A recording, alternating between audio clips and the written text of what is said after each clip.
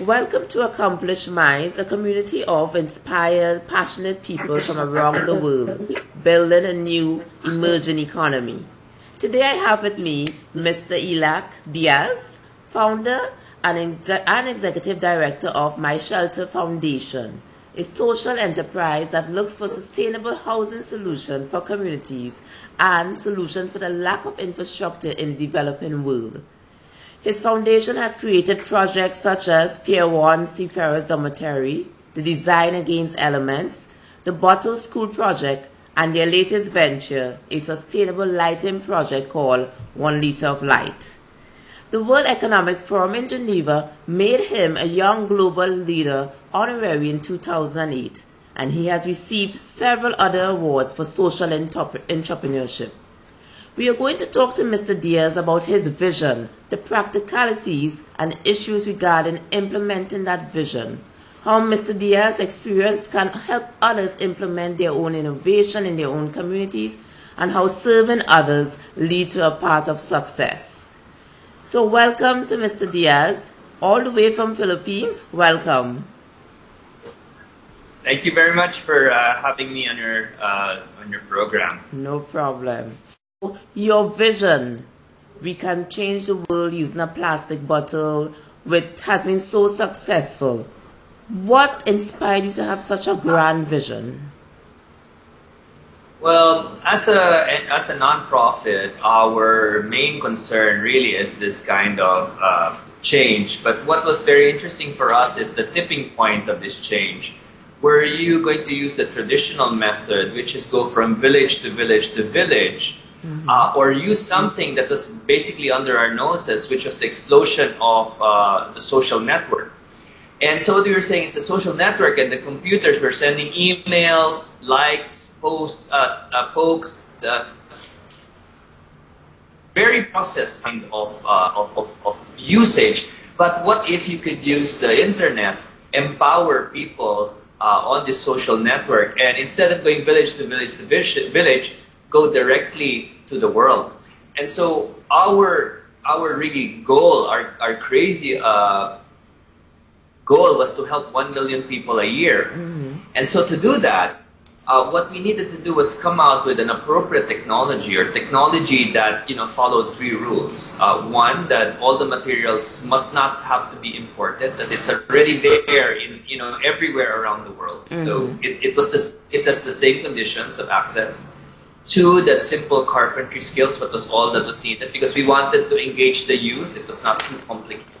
And 3, that at the end of it all, you could turn over this knowledge to a local grassroots entrepreneur, and this would become a livelihood for them. So how could you change the world with a great idea, but at the same time open source it, make it available for anyone that wanted to change the world? And so that was the dream that we had. And if you look at it, we started basically looking for this material that was available everywhere around the world. And of course, you have your traditionals like earth, bamboo, different kinds of indigenous kind of materials. But then one thing that struck us was the new resource was basically the landfill.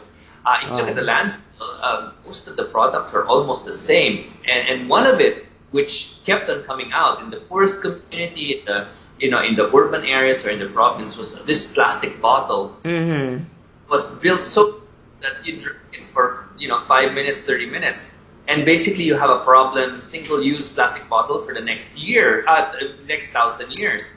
And so you're saying that's the one material that if you teach all the NGOs what to do with it, can you change the world by reaching out to them? So we have an laboratory over here just experimenting everything with plastic bottles. So one of the things we were looking for is to tie up to the Millennium Development Goals, and one of it was with shelter.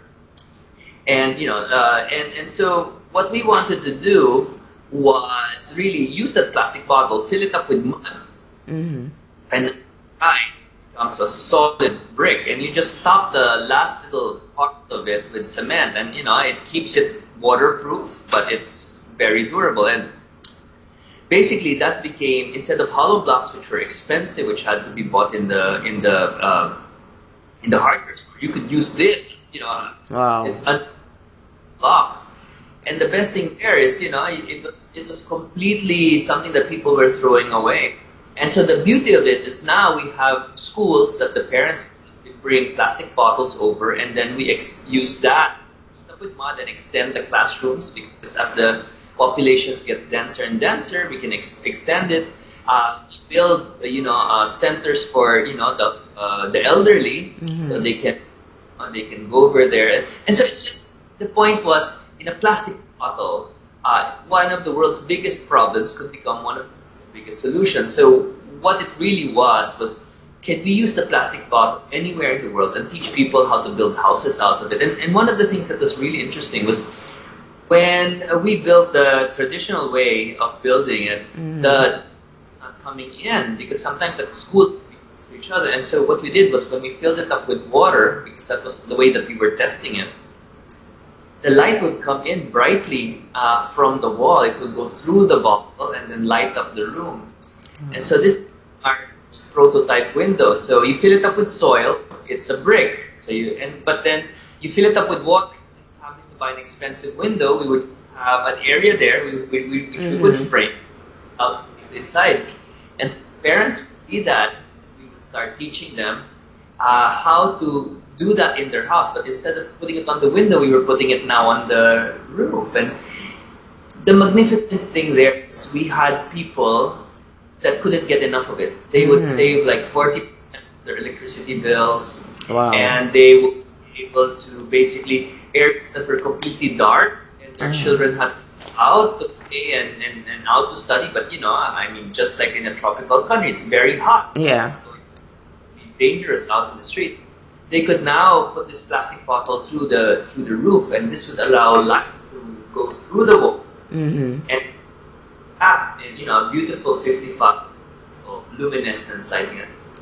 But the key there really was, how we take this idea and not use it around the school, but how can we give it to the world? And to the other people might not even credit you for it, but just work so well that you share it to as many people around the world, it would be possible. So we built the foundation to that. How can you become the next NGO 2.0?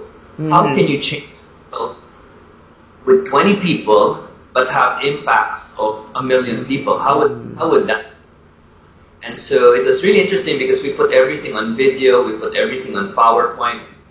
We have a training center, basically, where people can email and Skype in if they don't know how to do it. Wow. And we would teach them how to do it. And then we would give them all certificates. So we're sure, 100% sure, that everybody around the world, even though it's source, had some kind of standard. And it went beyond their dreams. Wow. Maybe 1,000 a month, maybe 2,000, but right now, less than a year, almost 1,000 around the world, 10 countries. I mean, spreading rapidly. And the point there is, we realized that there was much energy to change, especially in the young sector. Something that pops up on the internet where we can just teach you remotely, without there, without having to wait for the change maker to fly there. The world is like an hourglass. The NGO world is like an hourglass. Help me, help you. So the problem was you. The problem was, you always had to be part of the equation for change anywhere in the world. And with the power of the internet, that's not anymore.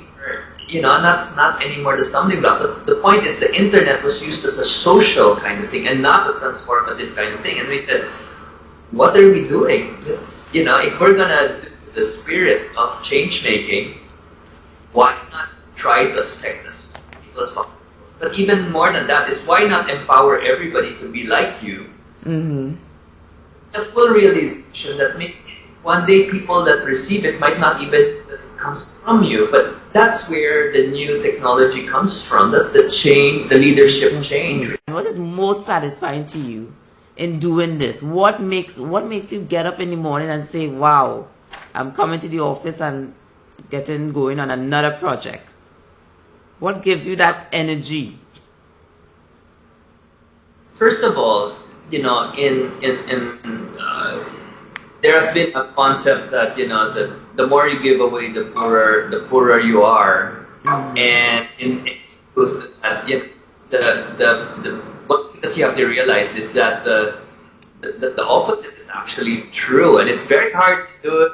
I mean, it's very hard to take the step where you realize that the more you give, the richer you become. You get opportunities that you never had before. You meet great people. Other not opened up to you, and you have people that reach out to you that you would have never been able to meet before, and you have access to things. So, in a way, the world, is helps people that helps others, and the world will make things a bit more difficult for people that just want to help themselves. It's a realization that you come through by actually seeing the dynamics of the world, and it's something, an experience that I had to realize that as long as you're doing, and you do this honestly, and you do this with hard work, and you do the thing, you will have a life where you could travel and earth. And I've been into 10 countries just the last year, and I got to speak at TED. Yeah, lovely speech. And then I'm going back to Dubai to tell the story. These things about how a life can, with all that has been given to us, if you sit for yourself, you might find out that that maybe the world is smaller than you think. But if you want to leave a scratch or want a difference, and not just you, everybody else that is with you, you might end up with more amazing life than you ever thought possible. One day we would like to show a video of people around the world lighting up homes, and it's very powerful. It is. It is. Wow. Well, thank you so much for taking time out to do this interview. My pleasure.